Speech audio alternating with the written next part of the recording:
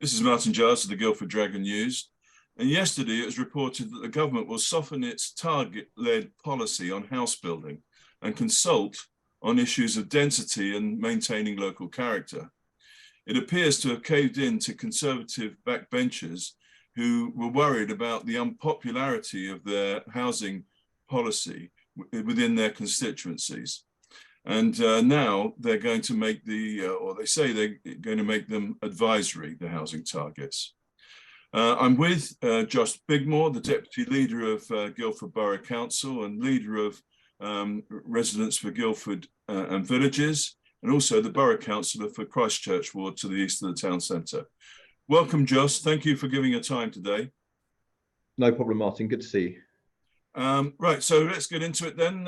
More detail is still to emerge, but what is your interpretation of Michael Gove's announcement that housing targets are to be made a starting point and become advisory? I think on the face of it, it's almost a complete U-turn in housing policy, and I don't see how the words in the document are consistent with delivering 300,000 a year. So either they're dropping the 300,000 target a year softly, or they're just words and actually it's not going to make a lot of difference. So as ever, the devil will be in the detail. But you know, if this is good to its word, then and it makes it onto the statute book, then it's going to be a fundamental change in planning, certainly in this borough and in our surrounding boroughs. You know, as a slight caveat, this is the fourth letter on planning reforms I've received from 4 different secretaries of state in about the past year and a half, none of which have gone anywhere. So, you know, as ever, this could be a wonderful result for those of us that are worried about inappropriate development in the countryside. However, you know, I've kind of been given false hope before, Martin, so I'm trying to temper that enthusiasm. Yeah, well, I'm also conscious as well. There are borough elections in May.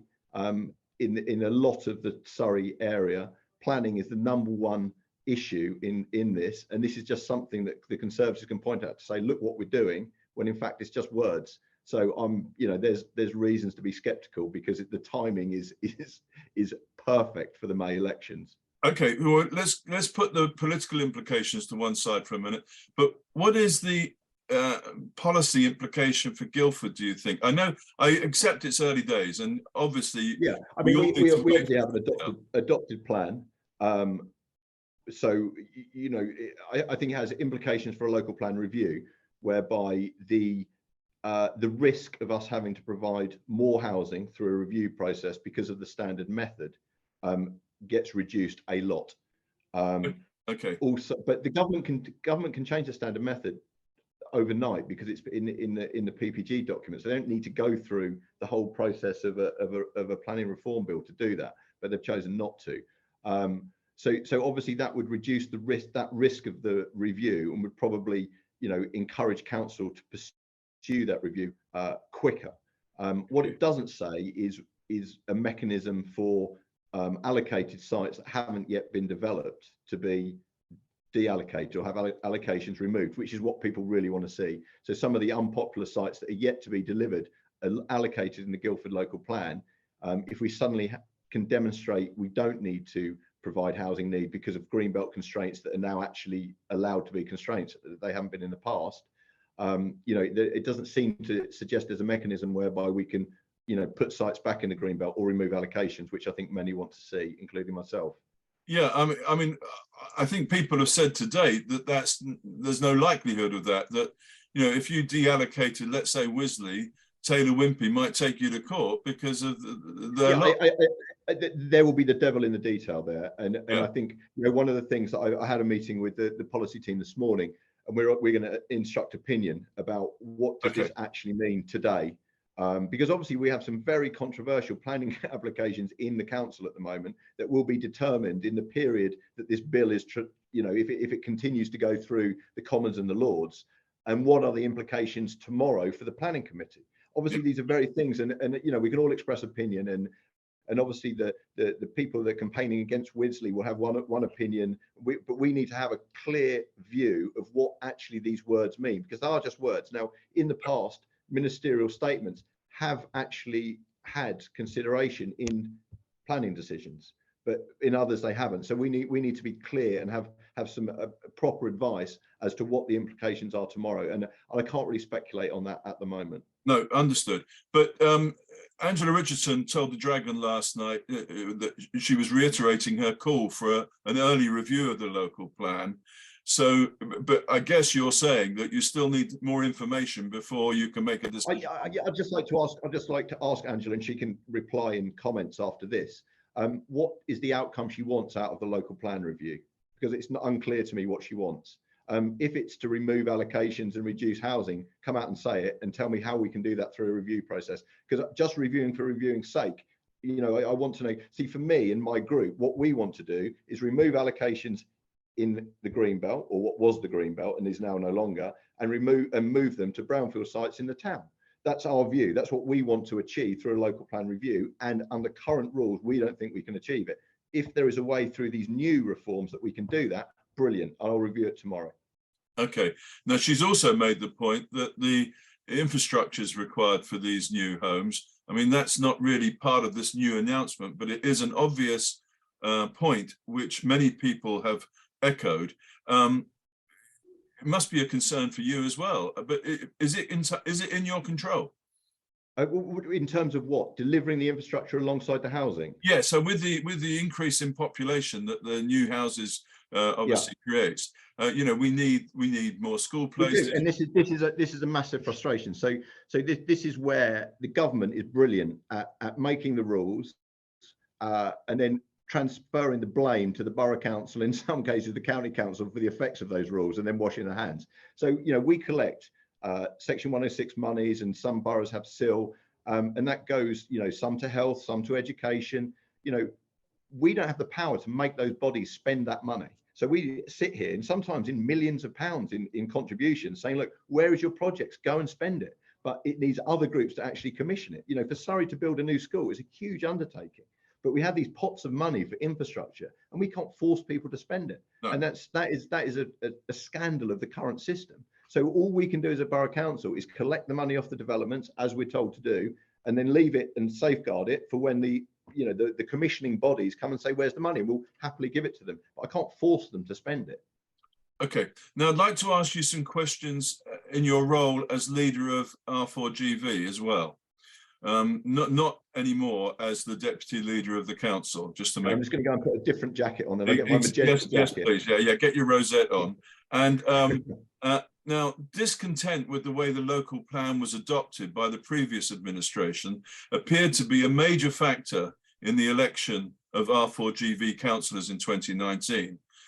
But there is now some discontent, especially in the east of the borough, over your apparent lack of determination of the review, which we have discussed. Do you think their criticism is fair, and what would you say to them? I think we've tried harder than any other group, or delivered things because we've actually been in power, to try and find a way to deliver what the residents in the east and the other parts of the borough that have been negatively affected by the local plan. You know, I cannot find, to my mind, a balance of harm versus benefit way to get the outcomes they want out of a local plan review. Others in my group disagree. You saw the debate at full council. The 4 R4GV members were split 2-2 about whether we should review or whether we should not. This is not something that's been very easy to do, but we have, you know, every time got advice, got independent experts saying what can we do, and every time, you know, the door has been closed, and we haven't found any precedent anywhere in the country that's been able to deliver the things that people want. We inherited a horrendous legacy, and the majority of the election campaign last year, the plan wasn't adopted, and we had many more degrees of freedom. I think we were all shocked that it was adopted a week before, and then suddenly you're like, hang on a minute, we're in a straitjacket here, you know. And that's, you know, and I've tried. I've been to a parish council meetings in the Horsleys trying to explaining all this, and I think people are understanding. I mean, I share their anger, but it's something that we're yet to find a way to be able to change materially, and that's really upsetting. And I think, you know, if the government is true to its word, as it says in these kind of planning reforms, that may give us an opportunity. And I can guarantee this: R4GV and GGG will be the two groups that are most active in trying to deliver what those residents want. Okay. If you go Conservative, Labour or Lib Dem, there'll be nothing. Okay, so you mentioned that division. But you're in partnership with the Lib Dems at the council, and it's quite natural, I think, that there are tensions because you're different parties, so you compromise and tension is natural in those situations. But can you point out to us, the electorate, what are the differences between R4 and the Lib Dems on the local plan? Don't they need to be made clear to voters before the next borough council election? Well, I mean, in my own view, I need to worry about what R4GB are doing, and the other parties can worry about what they're doing or they're not doing. I think R4GB has a clear vision for what it wants to do in the borough. It wants to regenerate the urban areas, and it wants to limit inappropriate development in the green belt. They're two of the things. Open and transparent council. Do the Lib Dems want to do that? Yeah, but they don't do anything about it. They say it, but there's no actions. So I think you've seen what we've managed to do in the town. Wayside Urban Village planning application. I mean, it's been over 20 years, and somehow when we're in charge, it suddenly gets approved. Thames Water has been approved. The Debenham site gets sold in a planning application in about a year and a half. North Street derelict for 20 years. Endless quality things now opening in the high street because Guildford's got a vision and we're delivering it. The town centre master plan.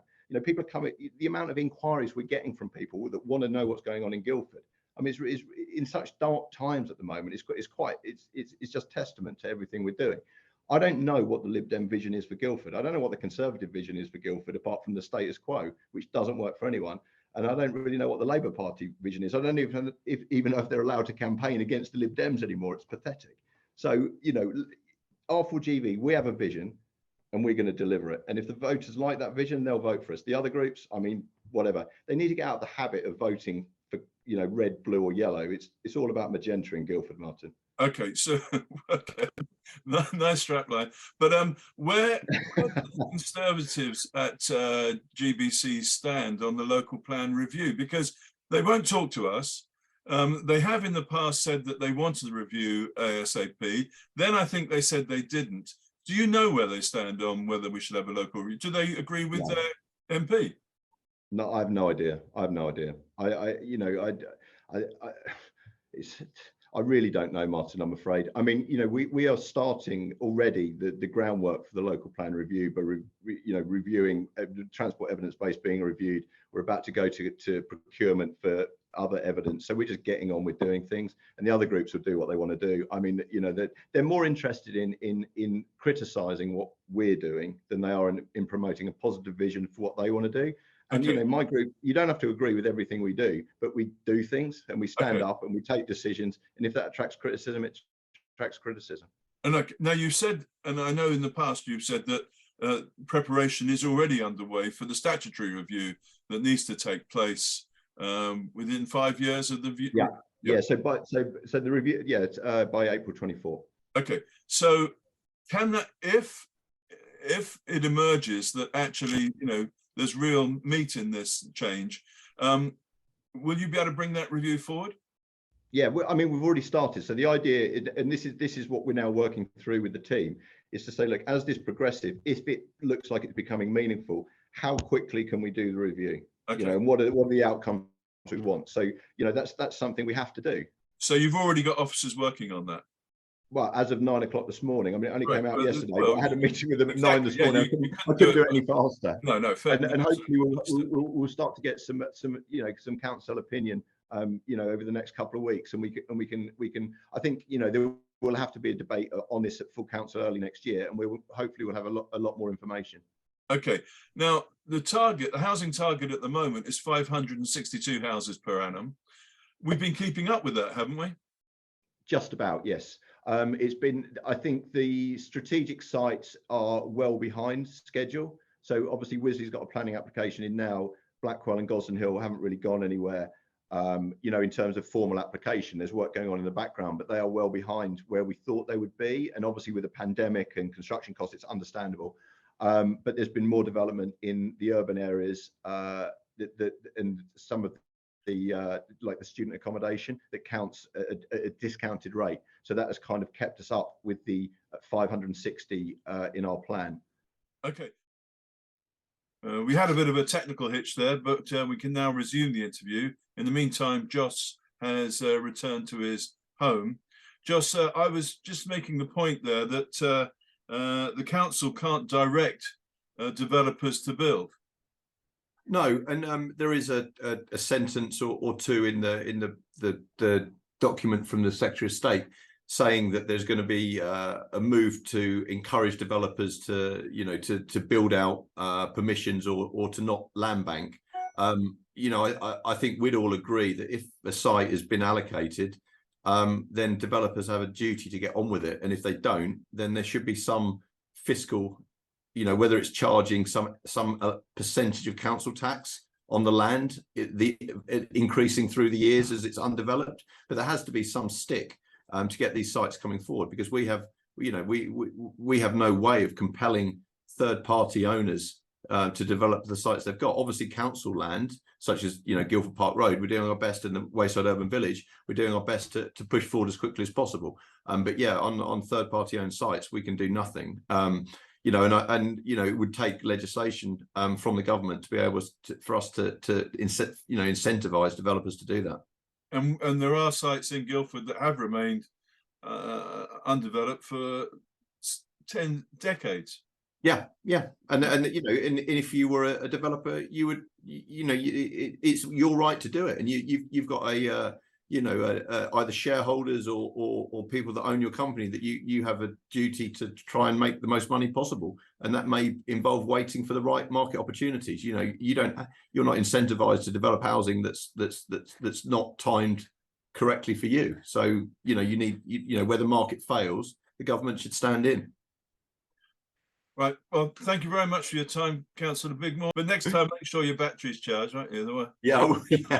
Well, to be honest, at the council, we can't afford the power anymore with the energy prices. So we're rationing how much we can use for the laptops. In all seriousness, that's a huge issue for the council. I think our kind of utility bills are, probably north of £2 million extra next year as to what they were this year, with no help from the government really. So we'll have to see how we deal with that through the budget. Okay, thank you very much. Cool, thank you, Martin.